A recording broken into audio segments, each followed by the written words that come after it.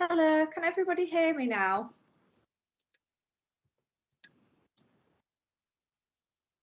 Oh, good. Hello, sorry about that. I've had a few technical problems. I'm Ellie. So I'm going to put the presentation up now, so I won't be able to see the chat. If anybody needs me, I'm not ignoring you. You might have to speak out loud.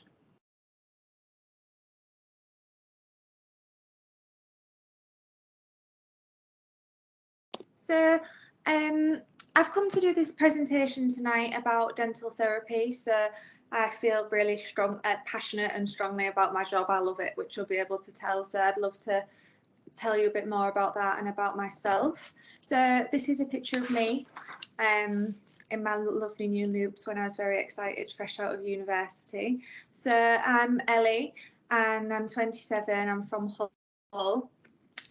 These are a picture of my two cats because I'll just put them anywhere chance I get to speak about them. You'll get to hear about my cats.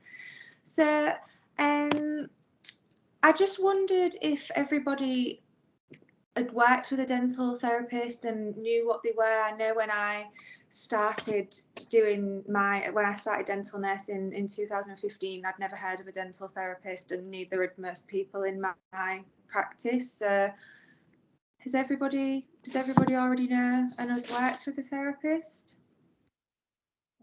Yes. Yeah, regularly. Yeah, lovely. So it's becoming much more common, and everybody will know it's becoming our scope of practice is expanding all the time. We're doing exams and everything now, so people will begin to have heard of a dental therapist even if they haven't seen one. It's just going to become a much more common thing to see, like when you see a nurse practitioner at the doctor's.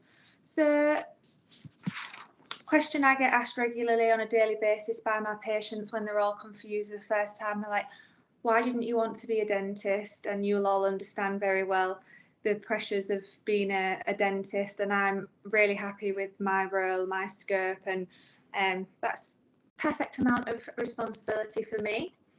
So I started dental nursing in 2015 as an apprentice at, it was Oasis before it was Bupa, and I wasn't really enjoying college. Like, I went to Wyke. I don't know if any of you are from this area in Hull. I wasn't enjoying it, so I was looking at jobs, and when this came, the apprenticeship in dental nursing, I'd never heard of it, and I thought that sounded like something I'd enjoy doing. So I started then in 2015 when I was only 17. So it was a very busy NHS practice, which taught me a lot, but I thought I was missing like the best side of dentistry, which was private. I thought it'd be amazing, and I moved after I qualified. I worked there for a year or so longer, and then moved to a private practice. So I thought this was going to be life-changing and the best experience of my life, but it turned out I didn't actually love private as much as I thought I would. It was very slow, very same things, no children, which I really enjoy, paediatric dentistry. So then when I wanted to change, I spoke with Fiona, met her from Cavity, and started with where you all are, which I really, really enjoyed. It taught me a lot. I met a lot of new people. I don't know what all your circumstances are if you're training. Do you move around, or are you based in one practice? Based in one practice. Yeah, I thought you would be when you're training. But I absolutely loved it. So I realised I preferred a bit more of a challenge instead of just the same thing day in, day out. So I started working for Cavity and met a lot of therapists, which really inspired me to carry on. I never had this drive to want to go to university or anything when I was younger, when all my friends went. So it was really nice to find my passion and what I would really want to do for the rest of my life and have a proper career. So I went to college to do an access course because I left first college without any A-levels because I didn't go. I left to go to work. So then this, if anyone was interested in doing this type of path, was an in-person course. I've always been the type of person that learns better in person rather than online. I know a lot of people do it on the side of working full-time and do it all online, but I decided to go to college in person, and I studied the chemistry, anatomy and physiology and biological concepts, which you have to really check which university you want to go to, what they accept for any particular course, whatever it is you was wanting to do. And this was Cavity were very flexible with me, which allowed me to have work my days that I wasn't at college, and then pick up extra days in the holidays and half terms and things like that. So I also found it really helpful at college. So if anybody was thinking about doing anything like this, to go, and if you've been I went as a mature student, had been out of education for years, and I found it a really nice way to get back into it, writing essays, referencing, just things like that. They did Turnitin at college, the plagiarism checker, which I'd never used at school or heard of anything like that, so that was all new to me. But it was really, really helpful to go in person and just get back into it, really. So then university, I went to the University of Leeds. I moved to Leeds for the 3 years because I didn't fancy the commute. I know a lot of people would, with families, because most people on the course were mature students, dental nurses that had decided to go to uni later on. So I decided to move so I didn't have to commute really far every day. It was a very full-time, intense course, apart from in my first year. So I started in 2019, and then it was when COVID just hit. So in my first year, we did till about February, and then that was it for the first year of university. And then we started second year, and it was mostly online, so it was all very, very strange. One thing that everybody finds shocking when I meet them and they ask me about university, because of COVID and not using aerosols or doing any AGPs, I'd only used an ultrasonic scaler once on a patient when I graduated, and then they sent me off into the big world to scale it all day, every day, and I'd only done it once. So it was a bit scary. It was strange to think that the thing we were all most nervous of was scaling people's teeth instead of fillings and all these other things, because we'd just not had the chance to practice.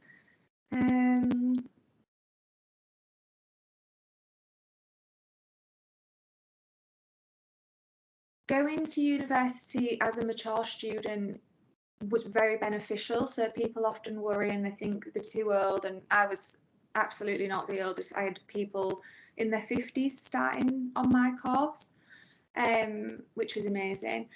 But I can't express to you how helpful it is to have been a dental nurse and seen these things. As you can all imagine, there's obviously a lot to learn, and you've got a lot going on, but some people on your course if you was to do it, have never charted. They don't know what tooth surfaces are. They don't know what an instrument is, and you're still expected to nurse for your colleagues at university. So you get partnered up, and well, at least I did. So it's really, really helpful, and I do like to stress to people that it shouldn't put them off that they didn't go or they think it's too late. So just checking the messages to make sure I'm not missing anything. University is very full on but very hands on, so I really enjoy the more practical side, where you do a lot of not just lectures and things like that for this type of course. We were really good friends, all of our clinic group. You do a lot of practical things, whether it's on study models. We did get to do certain things on each other. They stopped us. We're not allowed to practice giving each other local anymore. So we were all looking forward to that, and we weren't allowed. But yeah, already being a nurse, when you go on to clinics and treating patients, which is in second year, you feel like you're being thrown in at the deep end. Like when you're a nurse and you've seen it a million times, you think you can do that, and it's like the hardest thing to use a BPE probe. It's really funny when you start to do it yourself and looking in a mirror backwards, but it's all fun. And then about being a dental therapist, I don't know if any of you all know that you can opt to do a foundation year after you've qualified. I didn't do one personally, but it's just an option I just wanted to mention. I don't know too much about it because I didn't do it, but from a lot of my friends that did it, it's only certain practices, so often having to travel a lot, and you'll get a mentor who'll send you all your patients, and you go to study days and you get a lot of CPD and do extra training, which did sound really, really appealing, but there wasn't really one in my area, and I was ready to come back home. So when I qualified, I started straight away, and they told us not to do, our tutors at university advised us not to do too much too soon, and it's tiring and it's like mentally draining when you first start. So this was in 2022, so I qualified nearly 2 years ago now. I started in just private hygiene, so a local little private practice, and I got a job 2 days a week, and it's absolutely exhausting to start with, and I slowly built my days up. But I say private hygiene, they sold me the job as a therapist, but I was getting no therapy, so I was just doing back-to-back scales every half an hour, all day, every day. You didn't get any longer for perio appointments, and I was just like this scaling machine. But it did help me to build up my skills, my speed, and things like that. General skills, staying on time being one of them, and writing the notes, and just dealing with other problems, and if you find a problem, and speaking to the dentist and things like that. But after I'd got comfortable with doing this all day, every day, I was starting to worry that I would de-skill with my therapy skills. So doing the fill-ins, doing the extractions. So I'd done a few very simple fill-ins at this first practice, if I'd had a cancellation, for example, but nothing complicated and not done any extractions. So I found an amazing job, which is where I am full-time now. It's a Bupa practice in Hull, it's a huge NHS practice with 10 surgeries, so we're very busy every day, but they absolutely utilise therapists to the full scope of practice. So I do all my exams, I see children, and it's a really good supportive team, which means I get to use all of my skills. It's a very high need area, which also helps with keeping me busy. But I'm just checking my notes. It was also one of my colleagues that I used to work with, so the dentist I used to nurse for years, well, in my first ever practice as a dental nurse, I still spoke to him, and he told me about this job at Bupa that I've got now, and it's really helpful when you've met people. Always just learn from everybody to try and take as much information as you can. Everybody works so differently, and it's just really nice to keep in contact with people for the future.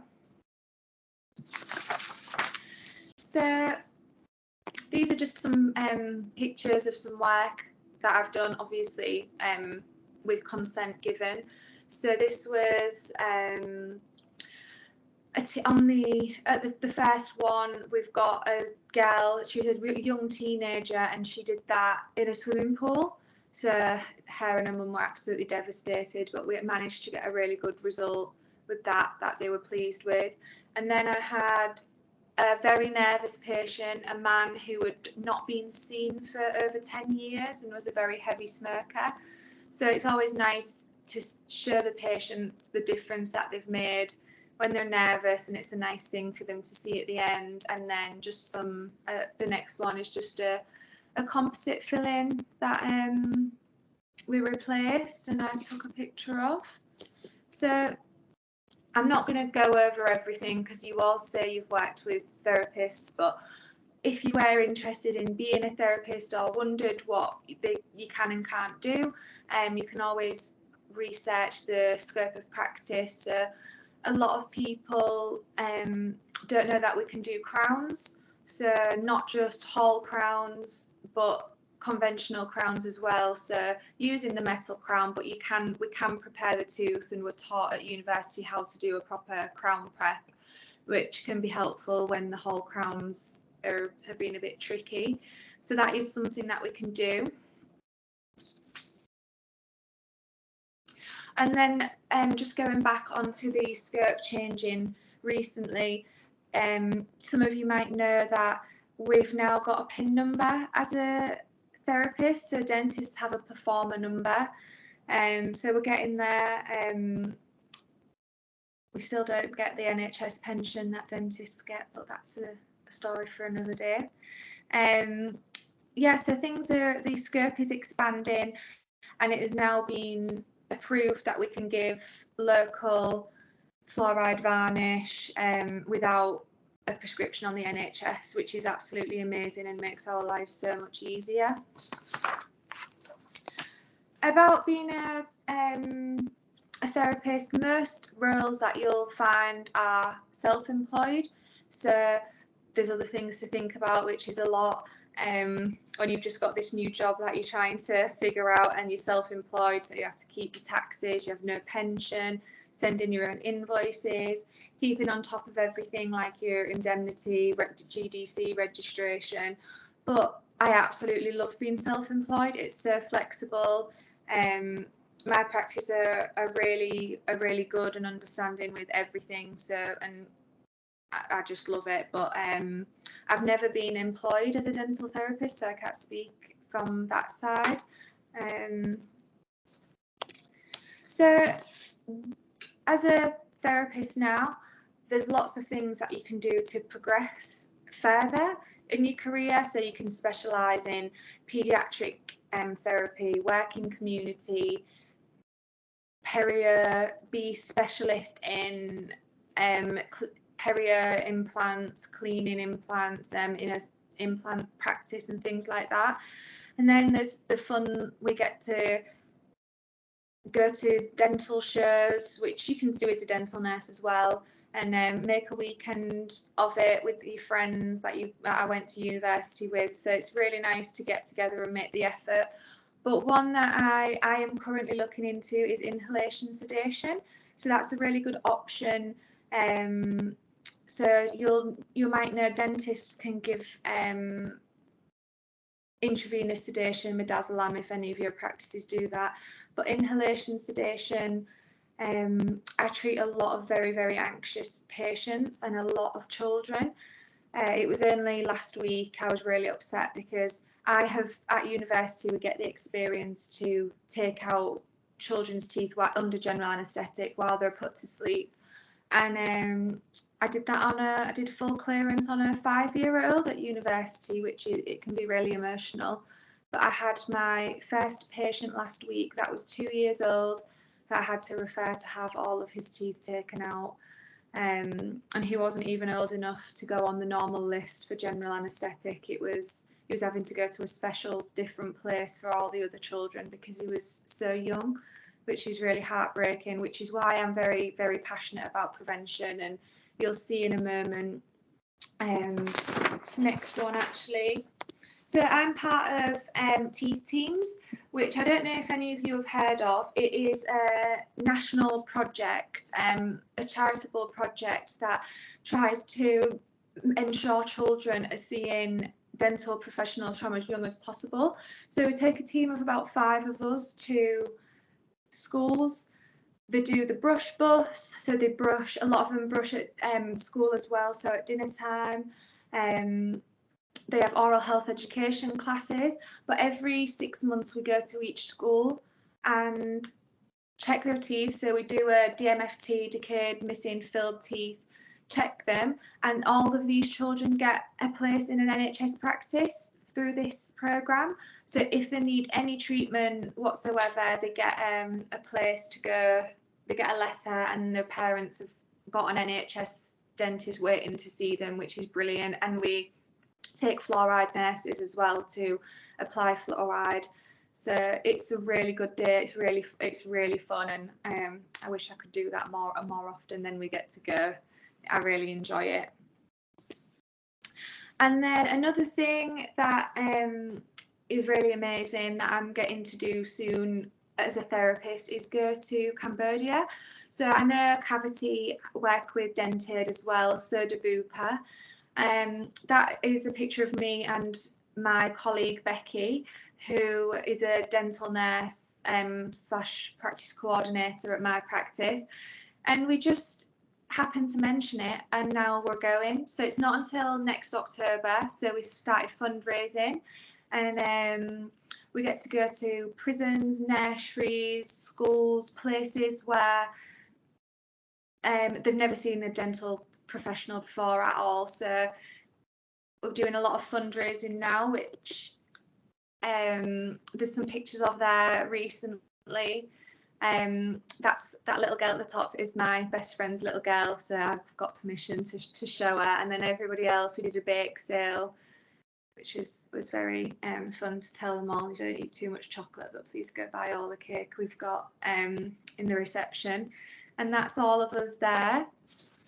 And then another thing that is really, really good, and this is my Instagram, I'm not very good at posting on it, but generally, as a rule, and I've been on a lot of courses recently, instead of just having a CV as a dental therapist, they want you to have a portfolio. So keeping your pictures, showing them what you can do, and it really also helps to expand the scope, taking the dental therapy model of how it works and working as a team into new practices. It works so well. It takes a bit of getting used to start with to get it right, but if you're interested in being a therapist or anything at university, to be honest, always look on social media pages like that to follow people who will give you advice. I know a lot of the girls I went to university with had spoken to therapists on Instagram, and that had gone to their university that they wanted to go to, or wherever they'd been for interviews and things like that, to just get advice. It's just nice to speak to somebody that's been and done it, so it's always an idea. And yeah, so just having a portfolio is just really good. So if you were ever interested, just try to take photos and things like that. So that is actually everything that I have got written down, which I've probably spoken really, really fast, so sorry about that. I tried to take a breath. But thank you all for listening. Does anyone have any questions?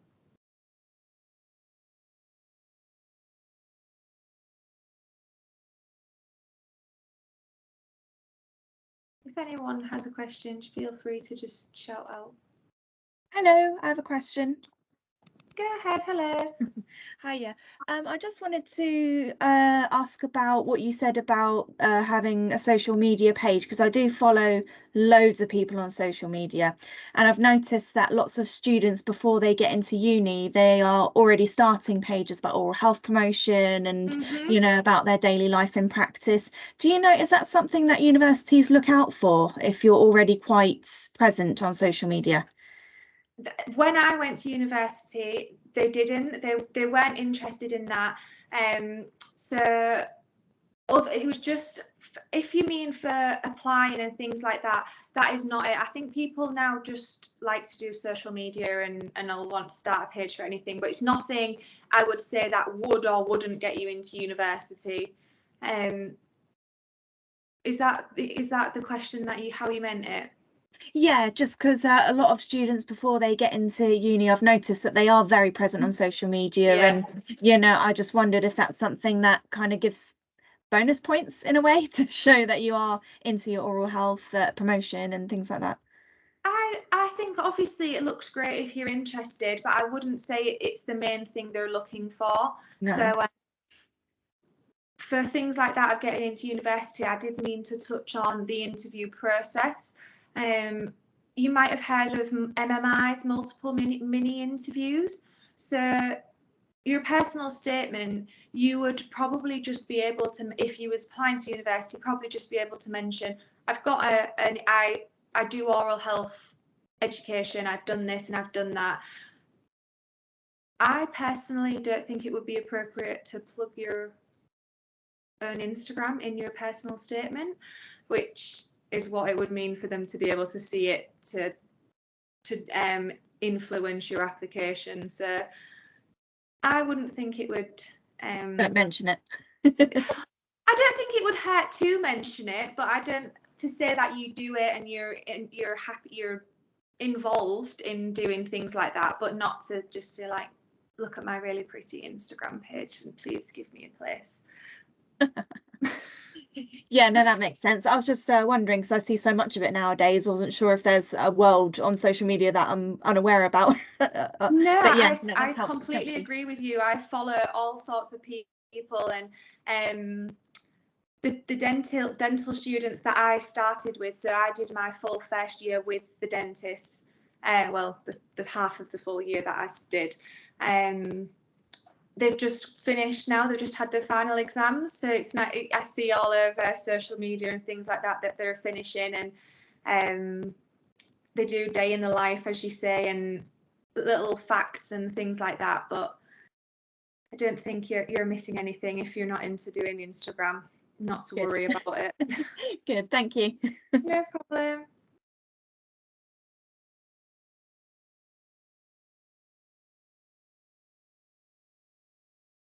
Did anyone else have a question?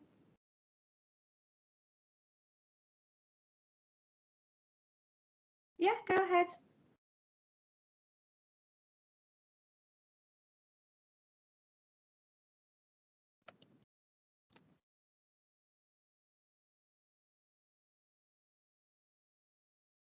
Is it Fatima? I can't hear you if you're speaking. I think you're muted.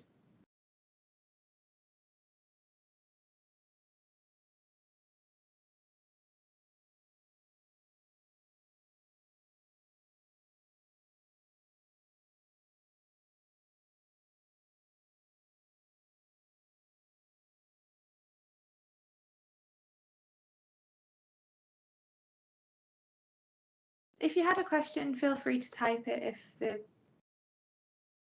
microphone's not working.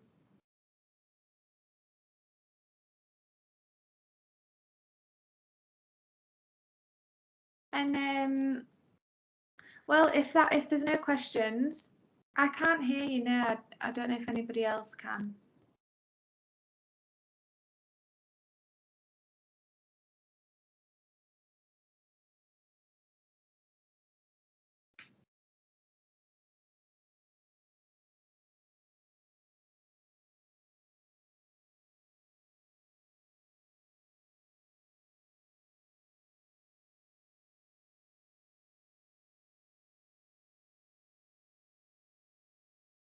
Don't apologise. Did you want to type a question or anything?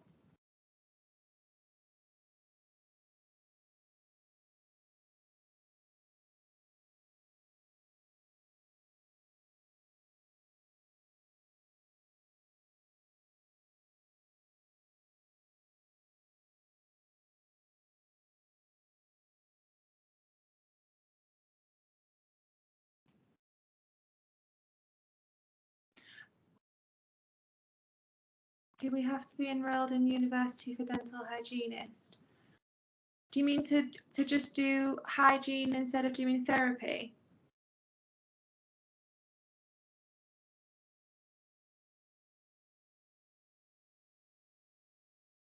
So yeah, you have to apply to do dental therapy. So most places have stopped doing just hygiene on its own now, but I know Teesside University still offer a hygienist one if that's what you're in. Yeah, so if you wanted to move along, you have to do your research, whatever area you're in, look in to the courses, what qualifications they want. So to help with my application for university, I did my fluoride and impression taking with Cavity. I did their online courses, which is really good to show university that you're interested. So looking at their courses, you apply through UCAS. For most universities, I know Sheffield, you apply differently. So you can apply on UCAS for 5 universities at a time. And then if you get an interview, I got an interview for Teesside, Newcastle and Leeds. So I got a place at Leeds and Newcastle and decided to go to Leeds because it was closer to home. But yeah, you have to go to university, and there's lots of different ways of going about it. Hi, Natalie.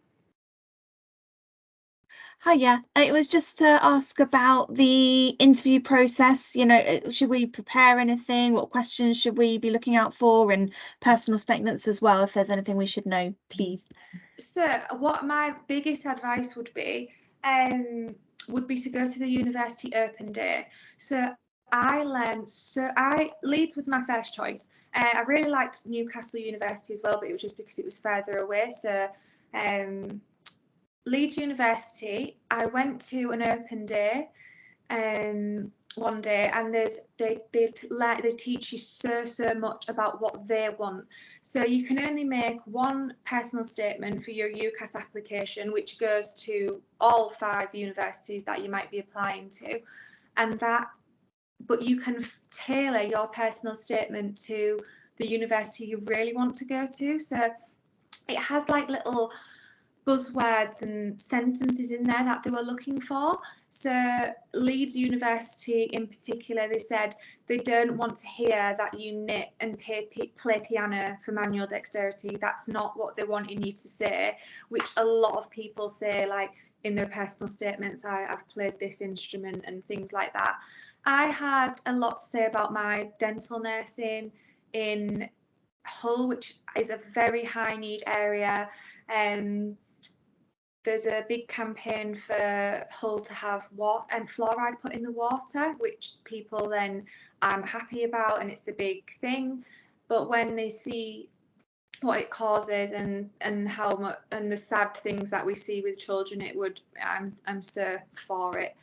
But going off on a tangent about fluoride, don't get me started. Interviews, go to the open days. They did a lecture at Leeds. They show you everything. It's just nice as well to have some familiar faces, know where you're going, to find the dental department in the university before if you were lucky enough to have an interview. Research how the interviews are. So at Newcastle, it was the most relaxed thing. A panel of 3 people. We had a chat for less than 10 minutes, and that was it. I was done. Leeds, it's like a half a day event. You have multiple mini interviews. There was actors, role play, nothing that you wouldn't have seen before. So it's really nice for as dental nurses. My particular role play on my interview at university was dealing with a woman with dementia. So having people skills, being able to talk to people, not just completely panicking and going into your shell that you're dealing with this awkward situation. Very basic dental questions, because obviously a lot of people have no dental background at all. They'll be 18-year-olds straight out of uni. But I also had to do a 10-minute presentation for my Leeds interview on the NHS.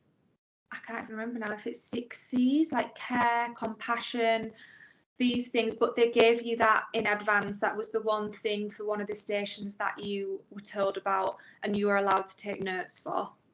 So the interviews are very, very different. But another massive piece of advice I would say is, I didn't know that you could look into the curriculum and how universities run so much online. So I went to Leeds because it was the closest one, and that's where I thought I wanted to go, which was great in the end, because it turns out Leeds, they do more exams than essays.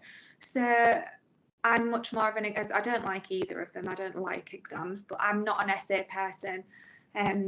It's never been my forte to write essays.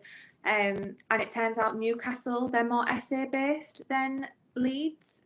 So they have more essays in Newcastle than exams, and other way around for Leeds. So I'm glad I chose the right one for me, but that was just a fluke. So you can make sure you work into your advantage if you do your research.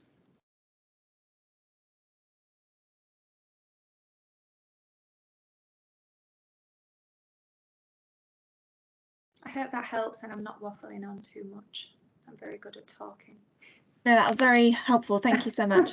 No, you're very welcome. Did anyone else have anything? And I've got my email address and things on there if you wanted to take a picture, or if you had any questions, I'm more than happy to help at any time if you think of anything after today, or if you ever did apply in the future. I know it's nice to have a bit of support with that, so no problem at all if